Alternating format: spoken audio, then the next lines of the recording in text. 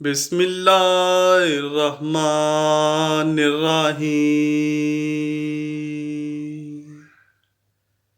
حضرت سیدنا حمزہ نے نیزہ لگنے کے بعد اپنے قاتل کو دیکھ لیا اور اس کی طرف تیزی سے بڑھنے لگے، لیکن ہمت نہ رہی۔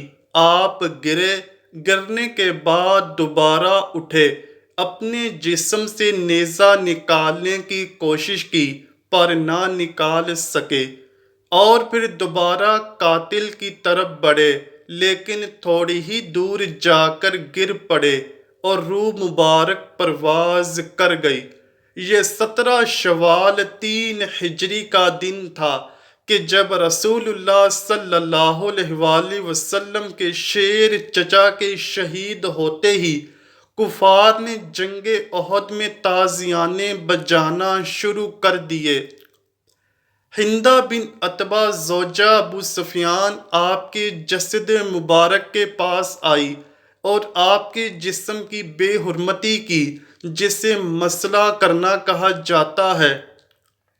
آپ کے ناک اور کان کاٹ کر ہندہ نے اپنے گلے میں ہار بنا کر ڈال لیا اور آپ کا پیٹ چاک کر کے جگر اور کلیجہ نکال لیا۔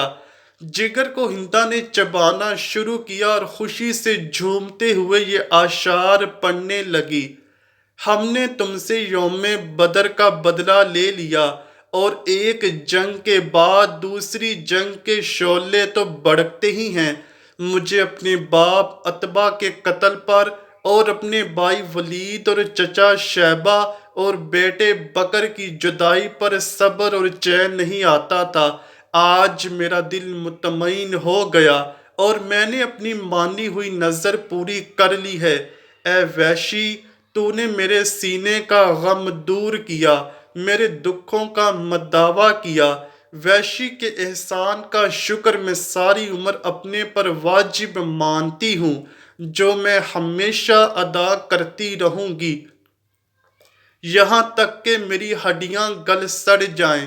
ناظرین گرامی، بغض، کینہ اور حسد سے بری یہ ایک بدترین مثال تھی جو آج سے پہلے کبھی عربوں کی جنگوں میں نہ دیکھی گئی تھی۔ جنگ ختم ہوئی تو حضرت صلی اللہ علیہ وآلہ وسلم کو بتایا گیا کہ آپ کے چچا شہید ہو گئے ہیں۔ آپ تشریف لائے تو دیکھا کہ چچا کی لاش کے ٹکڑے میدان میں بکھرے پڑے ہیں۔ آپ کی آنکھوں سے آنسو جاری ہوئے، غموں کے آنسوؤں کی ایک ایسی جھڑی لگی کہ تمام صحابہ بھی رونے لگے۔ آپ نے اپنے چچا کے ٹکڑے اکٹھے کرنے کا حکم دیا اور اپنے پیارے شہید چچا کے جسد مبارک سے خطاب فرمایا: اللہ کی رحمت تمہارے اوپر سایہ فغن ہو۔ تم رشتہ داروں کا بہت خیال رکھتے تھے اور ہر کار خیر میں سبقت لے جاتے تھے۔ اگر مجھے صفیہ کے غم و رنج کا خیال نہ ہوتا تو میں تمہارے جسم کے ٹکڑے یوں ہی میدان میں چھوڑ دیتا تاکہ انہیں درندے اور پرندے کھا جائیں اور آپ قیامت کے دن انہی کے پیٹ سے اٹھائے جاؤ۔ خدا کی قسم، میں تمہارے بدلے میں کفار کے 70 آدمیوں کا مسئلہ کروں گا۔ اندازہ کیجئے کہ کیسا بڑا غم ہوگا کہ جو رحمت للعالمین ہیں وہ قسم کھاتے ہیں کہ کفار کے 70 آدمیوں کی لاشوں کا بالکل ایسا ہی حال کریں گے جیسا کہ انہوں نے حضرت حمزہ کی لاش کا کیا۔ نبی کریم صلی اللہ علیہ وآلہ وسلم کے اس ارادے پر اللہ پاک نے وحی نازل فرمائی: اور اگر تم سزا دو تو ویسی ہی سزا دو جیسی تمہیں اذیت پہنچائی گئی، اور اگر تم صبر کرو تو بلا شبہ صبر کرنے والوں کے لیے صبر ہی اچھا ہے، اور تم صبر کرو اور تمہارا صبر کرنا خاص اللہ کی توفیق سے ہے۔ امام ابن کثیر اور امام قرطبی اپنی تفسیروں میں لکھتے ہیں کہ اس آیت کے نزول کے بعد حضور اکرم صلی اللہ علیہ وآلہ وسلم نے اپنا یہ ارادہ ترک فرمایا اور پھر قسم کا کفارہ ادا کیا۔ یہی نہیں بلکہ آپ نے اپنے صحابہ کو سختی سے اس بات سے منع کر دیا کہ لاش کے ٹکڑے ٹکڑے ہرگز نہیں کیے جائیں گے، یہاں تک کہ کسی کتے کی لاش کے ٹکڑے بھی کرنا جائز نہیں۔ رسول اللہ صلی اللہ علیہ وآلہ وسلم کا دل بہت ہی غم زدہ تھا۔ اس موقع پر اللہ پاک نے آپ کی ہمت اور حوصلے کو بڑھایا، اور رسول اللہ صلی اللہ علیہ وآلہ وسلم نے فرمایا کہ مجھے حضرت جبرائیل علیہ السلام نے خوشخبری سنائی ہے کہ حضرت حمزہ بن عبد المطلب کو 7ویں آسمان پر جنت الفردوس میں بھی اللہ پاک اور اس کے رسول کا شعر لکھ دیا گیا ہے۔ حضرت حمزہ کی بہن حضرت صفیہ نے جب جنگ کی خبر سنی تو وہ مدینہ سے جنگ احد کے مقام کی طرف روانہ ہوئی، تو رسول اللہ صلی اللہ علیہ وآلہ وسلم نے اپنی پھوپھی کے بیٹے حضرت زبیر کو حکم دیا کہ پھوپھی جان کو جنگ کے میدان سے دور ہی رکھو اور ان کو مدینہ واپس لے چلو۔ جب وہ اپنے بھائی حضرت حمزہ کی لاش کو دیکھیں گی تو وہ یہ دکھ برداشت نہ کر پائیں گی۔ جب ان کے بیٹے نے ان سے یہ سب کچھ کہا تو حضرت صفیہ نے فرمایا، میں بھائی کے شہید ہونے کی خبر سن چکی ہوں، میں جانتی ہوں کہ اللہ کے ہاں یہ قربانی بہت ہی مقبول ہے، میں جاہلیت کے طور طریقوں سے خوب واقف ہوں، میں مشرکین کی طرح بین نہ ڈالوں گی۔ رسول اللہ صلی اللہ علیہ وآلہ وسلم نے ان کو جنگ احد کے میدان میں آنے کی اجازت دے دی۔ جب انہوں نے اپنے بھائی کے جسم کے ٹکڑے دیکھے تو آنکھوں سے آنسوؤں کا دریا بہہ نکلا، لیکن بار بار حضرت صفیہ کی زبان سے انا للہ و انا الیہ راجعون ہی نکلتا رہا۔ اس کے بعد حضرت صفیہ نے اپنے دونوں ہاتھوں کو بلند کرتے ہوئے دعا کی، اے اللہ، یہ قربانی تیری راہ پر دی گئی ہے، تو ہی اس کو قبول فرمانے والا ہے۔ اس کے بعد رسول اللہ صلی اللہ علیہ وآلہ وسلم نے اپنی پھوپھی کو حکم دیا کہ پھوپھی جان آپ مدینہ میں ہی واپس سے چلی جائیں، تو حضرت صفیہ مدینہ میں واپس گئیں۔ اس کے بعد حضرت حمزہ کے جسم کے ٹکڑوں کو اکٹھا کر کے کفن پہنا کر جنازے کے لیے رکھ دیا گیا۔ حضرت صفیہ نے اپنے بیٹے زبیر کو میدان احد سے جاتے ہوئے 2 چادریں دیتے ہوئے فرمایا تھا کہ اپنے ماموں کے جسم کو اس میں ڈھانپ لینا۔ حضرت زبیر رضی اللہ تعالیٰ عنہ نے دیکھا کہ ایک انصاری صحابی شہید ہو گئے تھے، اور انہوں نے دیکھا کہ ان کے جسم پر لباس نہ تھا، وہ اتر چکا تھا۔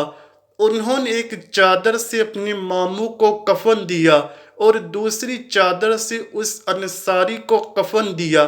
جب جنازے پڑھائے گئے تو اس کے متعلق بھی 2 طرح کی روایات ہیں۔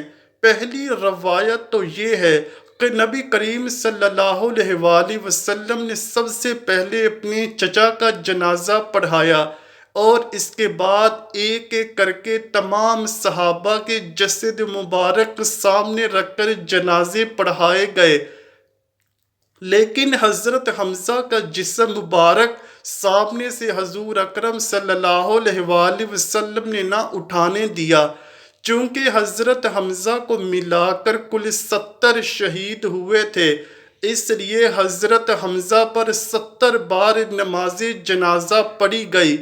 دوسری روایت ابن ماجہ کی حدیث نمبر 1502 ہے، جس میں حضرت ابن عباس رضی اللہ تعالیٰ عنہ فرماتے ہیں کہ غزوہ احد کے روز شہداء کو رسول اللہ صلی اللہ علیہ وآلہ وسلم کے پاس لایا گیا۔ آپ صلی اللہ علیہ وآلہ وسلم نے 10 شہداء پر نماز جنازہ پڑھی، اور حضرت حمزہ جوں کے توں رکھے رہے، باقی شہداء اٹھا لیے جاتے لیکن حضرت حمزہ کو نہ اٹھایا جاتا۔ اس کے علاوہ ابو داؤد میں بھی اس سے ملتی جلتی روایت کچھ اس طرح سے ہے۔ حضرت ابو مالک غفاری سے روایت ہے، وہ فرماتے ہیں کہ غزوہ احد کے دن رسول اللہ صلی اللہ علیہ وآلہ وسلم نے حکم فرمایا کہ حضرت حمزہ کی میت لائی جائے۔ چنانچہ ان کی میت لائی گئی اور 7-9 شہید اور بھی لائے گئے۔ رسول اللہ صلی اللہ علیہ وآلہ وسلم نے ان سب کی نماز جنازہ پڑھی۔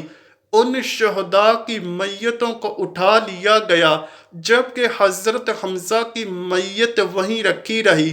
پھر مزید 9 شہداء کو لایا گیا اور سامنے رکھا گیا۔ یوں رسول اللہ صلی اللہ علیہ وآلہ وسلم نے ان 70 شہداء کی نماز جنازہ 7 بار پڑھی، یعنی ایک مرتبہ 10 شہداء کی نماز جنازہ پڑھی جاتی تو کل نماز جنازہ 7 بار ہوئی۔ حضرت حمزہ کی میت پر ہر بار جنازہ پڑھا گیا۔ ناظرین گرامی، ابن حجر عسقلانی، ناصر الدین البانی اور ابن کثیر نے اپنی تفسیروں میں لکھا ہے کہ رسول اللہ صلی اللہ علیہ وآلہ وسلم کے سامنے در حقیقت ایک ایک کر کے جنازے لائے جا رہے تھے اور آپ صلی اللہ علیہ وآلہ وسلم ان پر نماز جنازہ پڑھتے جاتے، اس حال میں کہ حضرت حمزہ کا جنازہ آپ کے سامنے ہی رکھا رہتا۔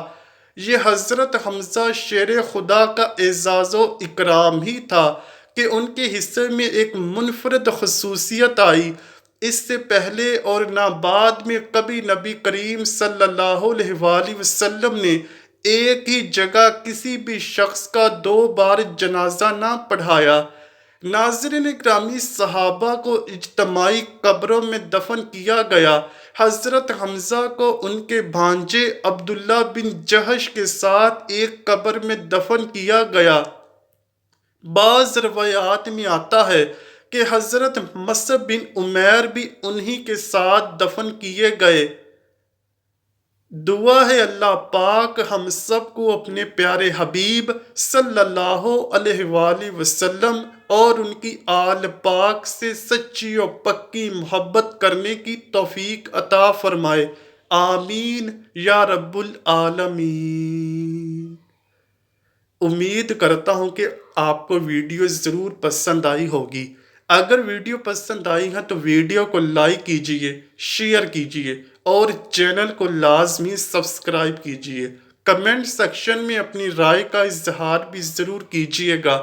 ملتے ہیں اگلے ویڈیو میں، تب تک کے لیے اللہ حافظ۔